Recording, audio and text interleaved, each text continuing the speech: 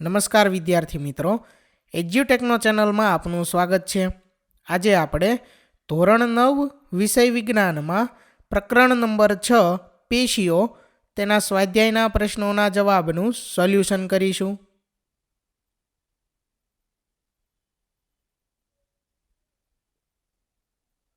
તો વિદ્યાર્થી મિત્રો, ધોરણ 9 વિષય વિજ્ઞાનમાં પ્રકરણ નંબર 6 ના સ્વાધ્યાયનો પહેલો પ્રશ્ન છે કે પેશીની વ્યાખ્યા આપો। તો એના જવાબમાં આપણે લખી શકીએ કે શરીરમાં એક નિશ્ચિત સ્થાનમાં એક નિશ્ચિત કાર્ય કરતા વિશિષ્ટ કોષ સમૂહને પેશી કહે છે। ત્યાર પછી આગળ પ્રશ્ન નંબર 2, કેટલા પ્રકારના એકમો મળીને જલવાહક પેશીનું નિર્માણ કરે છે તેમના નામ આપો। તો 4 પ્રકારના એકમો મળીને જલવાહક પેશીનું નિર્માણ કરે છે। જલવાહિનીકી, જલવાહિની, જલવાહક મૃદુતક અને જલવાહક તંતુ અથવા દ્રઢોતક મળીને જલવાહક પેશીનું નિર્માણ કરે છે। ત્યાર પછી આગળ પ્રશ્ન નંબર 3 છે, વનસ્પતિઓમાં સરળ પેશી અને જટિલ પેશી કેવી રીતે ભિન્નતા દર્શાવે છે। તો એના જવાબમાં આપણે લખી શકીએ કે વનસ્પતિઓમાં સરળ પેશીના બધા કોષો રચનાની દ્રષ્ટિએ સમાન હોય છે અને જટિલ પેશીના કોષો રચનાની દ્રષ્ટિએ એક કરતાં વધુ પ્રકારના હોય છે। ત્યાર પછી આગળ પ્રશ્ન નંબર 4 છે, કોષ દિવાલને આધારે મૃદુતક પેશી, સ્થૂલ કોણક પેશી અને દ્રઢોતક પેશી વચ્ચેનો ભેદ સ્પષ્ટ કરો। તો અહીં કોષ દિવાલને આધારે મૃદુતક પેશીમાં આપણે લખી શકીએ કે પાતળી અને સેલ્યુલોઝની બનેલી છે। સ્થૂલ કોણક પેશીમાં આપણે લખી શકીએ કે પ્રમાણમાં જાડી અને ખૂણાના ભાગે સ્થૂલન ધરાવે છે। દ્રઢોતક પેશીમાં વધારે જાડી દિવાલ પર લિગ્નિનનું સ્થૂલન ધરાવે છે। ત્યાર પછી આગળ જોઈએ પ્રશ્ન નંબર 5 છે, રંધ્ર કે વાયુરંધ્રનું કાર્ય શું છે। તો રંધ્ર કે વાયુરંધ્રના કાર્યમાં આપણે લખી શકીએ કે બાષ્પ સ્વરૂપે પાણી ગુમાવવા એટલે કે બાષ્પોત્સર્જનનું કાર્ય। ત્યાર પછી વાતાવરણના વાયુઓ જેવા કે ઓક્સિજન, કાર્બન ડાયોક્સાઇડનું વિનિમય। ત્યાર પછી આગળ પ્રશ્ન નંબર 6, ત્રણેય પ્રકારના સ્નાયુ તંતુઓની આકૃતિ દોરી તેમની વચ્ચેનો ભેદ સ્પષ્ટ કરો।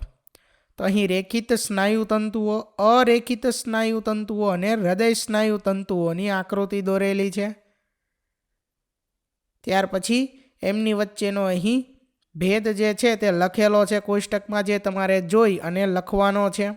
આગળ છે ત્યાર પછી પ્રશ્ન નંબર 7, હૃદય સ્નાયુ પેશીનું વિશેષ કાર્ય શું છે। તો હૃદય સ્નાયુ પેશીનું વિશેષ કાર્ય, તેમાં હૃદયના સ્નાયુઓ જીવન પર્યત લયબદ્ધ રીતે સંકોચન અને શિથિલન કરતા રહી હૃદયના રુધિર પંપ તરીકેની કામગીરીમાં મદદરૂપ થાય છે। ત્યાર પછી આગળ પ્રશ્ન નંબર 8, શરીરમાં રચના અને સ્થાનના આધારે રેખિત, અરેખિત અને હૃદ સ્નાયુ પેશી વચ્ચેનો ભેદ સ્પષ્ટ કરો। તો અહીં આકૃતિ આપેલી છે। ત્યાર પછી આગળ જે કોષ્ટક આપેલું છે તે તમારે જોઈ અને લખવાનું છે। આગળ જોઈએ ત્યાર પછી પ્રશ્ન નંબર 9 છે કે ચેતાકોષની નામ નિર્દેશિત આકૃતિ દોરો। તો વિદ્યાર્થી મિત્રો, અહીં ચેતાકોષની નામ નિર્દેશિત સાથેની આકૃતિ દોરેલી છે, જે તમારે જોઈ અને દોરવાની છે। ત્યાર પછી આગળ જોઈએ પ્રશ્ન નંબર 10 છે કે નીચે આપેલાના નામ લખો। જેમાં પહેલું છે એ, પેશી કે જે મોંની અંદરના અસ્થરનું નિર્માણ કરે છે। તો લાદીસમ અધિચ્છદીય પેશી। ત્યાર પછી બી, પેશી કે જે મનુષ્યમાં સ્નાયુઓને અસ્થિ સાથે જોડે છે। તો સ્નાયુબંધ। ત્યાર પછી સી, પેશી કે જે વનસ્પતિઓમાં ખોરાકનું સંવહન કરે છે। તો એમાં આવશે અન્નવાહક પેશી।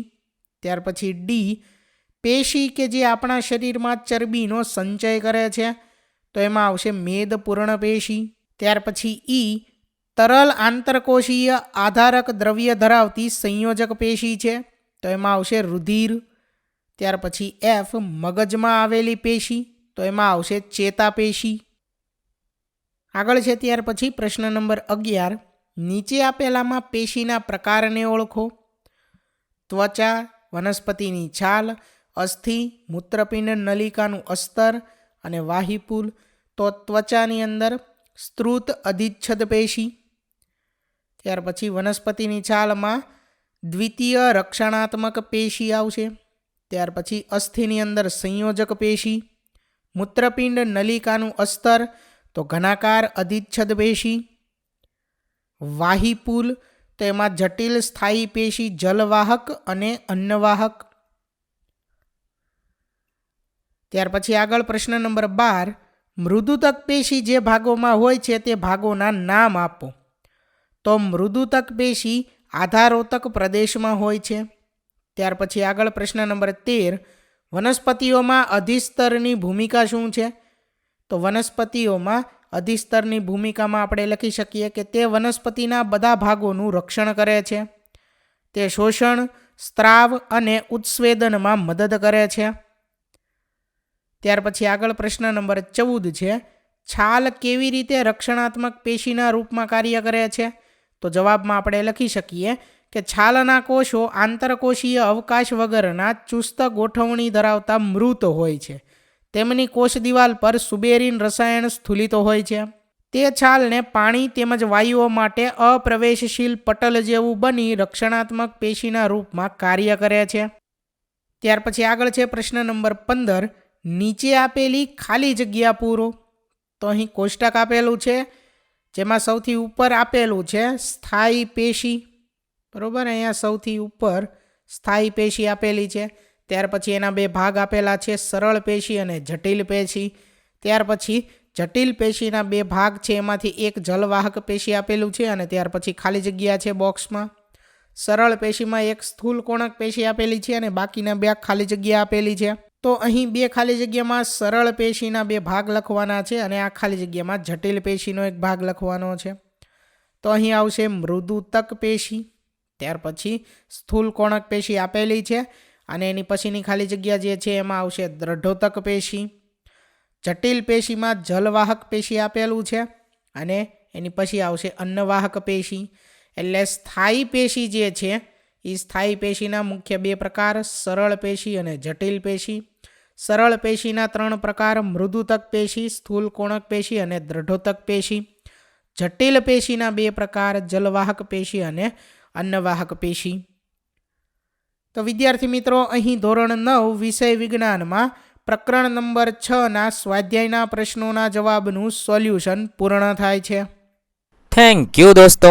એજ્યુકટેકનો ચેનલ તરફથી વિડીયો નિહાળવા બદલ આપનો આભાર. આવા બીજા વિડીયોઝ નિહાળવા માટે અમારી યુટ્યુબ ચેનલ એજ્યુકટેકનો અત્યારે જ સબસ્ક્રાઇબ કરો. આભાર દોસ્તો.